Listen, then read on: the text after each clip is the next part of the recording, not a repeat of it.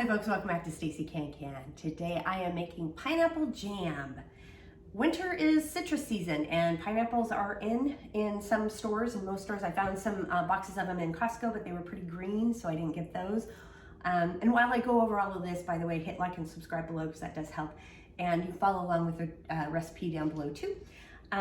One tip on if you do find a bunch of green pineapples and you want to get them, flip them upside down and store them like this. And I've seen some where you put them in paper sacks. That helps ripen them a little bit quicker too. But I really have found that when you store them upside down, all the sugars that kind of congregate, because you'll notice that when pineapples start to ripen, they sort of ripen from the bottom up, that all the sugars start to just kind of absorb down towards the bottom or the top of the pineapple. So you just got to figure out how to store it upside down. I did mine between a chair, put a weight on the chair and shoved it up against the table and flipped it that way. It was kind of a rigged up looking mess, but it worked. It works. It really does work. So the other ingredients that you need are 4.5 cups of finely chopped, peeled, cored, fresh pineapple. I got 2 pineapples just in case, and plus we like pineapple, so we'll just cut it up and eat it, whatever I don't use for this.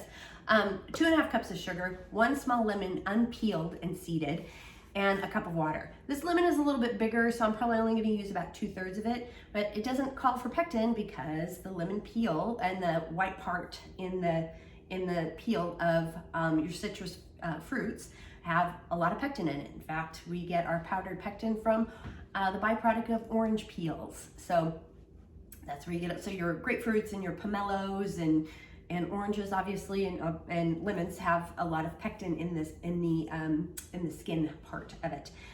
So keep that in mind there. The tools that you're going to need are we got my funnel here, and we're doing a 1/4 inch headspace. I've got my ladle. I've got my jar lifter, my lid lifter. I'm heating the lids today, and a headspace tool, again 1/4 inch. The other thing, because this only makes about 3 half pints or 3 8-ounce containers, it says, I'm not bringing out my big stock pot or my big canner, so I'm just using this. This is a pasta pot that I use often when I'm just using these small jars. And then I have this this little trivet. It's a silicone trivet that I put in the bottom of this to keep the jars up. You don't want to can with the jars flat on the bottom of it because they need water to go around the entire jar. You can also lay some of your rings down on the bottom of a pot as well. That props them up pretty well too. That's another way to do that. So that's why I'm using this. I don't have a bubbler because I don't bubble with jams or jelly. I find it sets up too quickly and it can actually put more bubbles into the jar than needed. So that's what I do there. So with all of that, let's go ahead and get started. So the first thing I'm going to do is measure out all the sugar, 2.5 cups.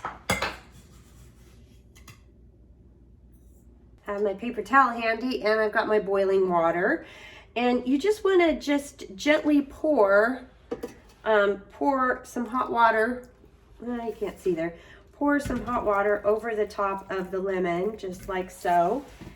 And some people put them up on like a little riser of some sort. I don't do that, but you then want to make sure to use a paper towel or a clean towel and wipe that off, because that does do a good job of removing the wax, any waxiness that could be on the fruit, especially when you're using the whole peel of the fruit. It's nice to get that waxy preservative for travel thing that they put over the top of it. As mentioned, I'm only going to use about 2/3 of this lemon, and I'm going to finely, I just took off the top of that, and just finely slice it and make sure there's no seeds. See, and all of this is really good stuff to use. I will definitely use this. I might cut some of these in half, but this part here has got a lot of the thickener for jam. It's where the pectin is. To prep the pineapple, you just cut off the top, and then I'm also going to cut off the bottom part here, and then you just want to cut it around the edges like so. Some people save the skins and make juices out of them and or make, you know, I don't know, ferment some vinegar, things like that. Have at it. I'm not going to do it this time. So once you got it peeled, cut it in half, and then I cut it in half again. And then to get the core out, you just kind of cut at an angle. So you see the core here? So we're just gonna cut this at an angle, and that cuts the core out. I'm also gonna make sure I cut off these little pieces here just because I don't want those prickly parts in my jam. And now I'm just finely chopping the pineapple. Got everything all chopped up and ready to go. So we're gonna go ahead and just dump everything into the pot. So the 4 cups of finely chopped and peeled, cored fresh pineapple. Also the lemons, thinly sliced. Add the sugar, 2.5 cups, and the cup of water. And bring this up to a boil. I'm gonna stir this constantly until it comes to a boil. And while it's boiling, I'm gonna go ahead and turn on the jars here, get the heat going up so we can heat the jars. And I've got my lids on as well. So I got a nice rolling boil going. We're gonna boil this for about 15 minutes. And while it's boiling, I'm gonna stick a plate. And you need a crockery plate or glass plate, not plastic or silicone or anything like that. It's gotta be a crockery clay plate. And stick it in the freezer for a gel test. So I've cut the heat, the 15-minute timer went off, and I'm gonna plunk a little bit of this on a cold plate, and I'm gonna stick it in the freezer for another minute or two, we're gonna do a gel test.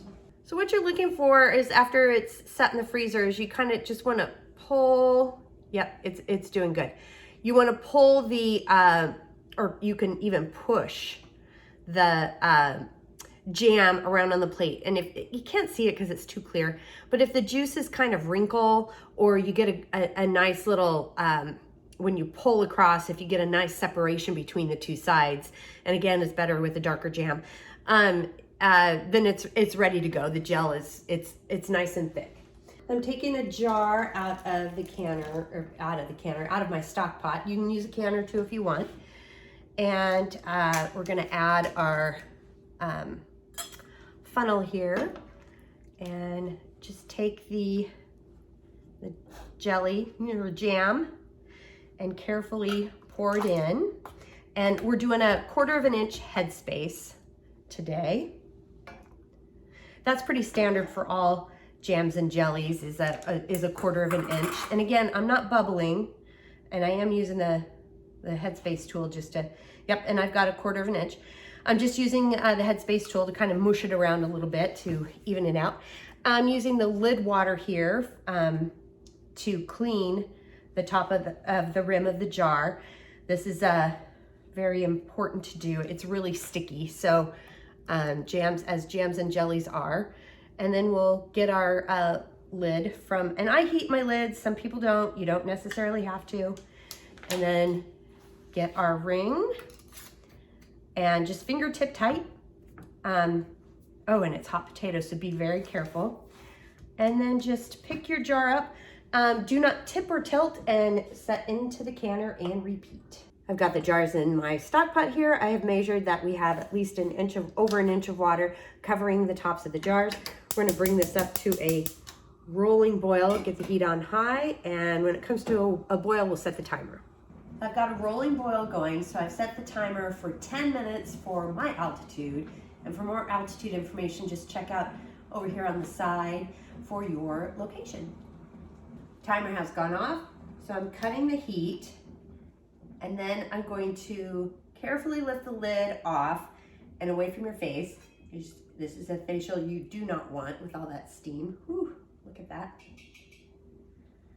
And I'm gonna set another timer for 5 minutes to let the food in the jars rest and settle before taking them out of the pot. 5-minute timer has gone off, so we're gonna remove the jars. You just want to carefully lift them up and over. Do not tip or tilt. And just remember that the jars have water on top. Just let that be.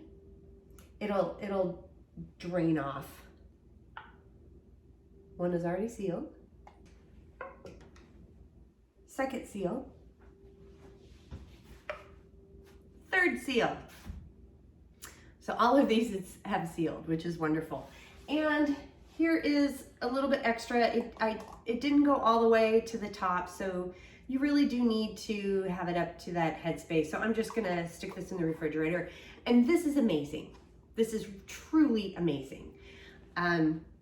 Really great flavor. Make sure to use a small lemon. I will say, because that lemon was a little bit bigger, if I had to do it again, I would use a little bit less of the lemon, because I can taste it. It's very pineapple forward, but you can still kind of taste that lemoniness to it, which I like. But if you really want a pineapple forward flavor, you might want to pull back a little bit on the lemon.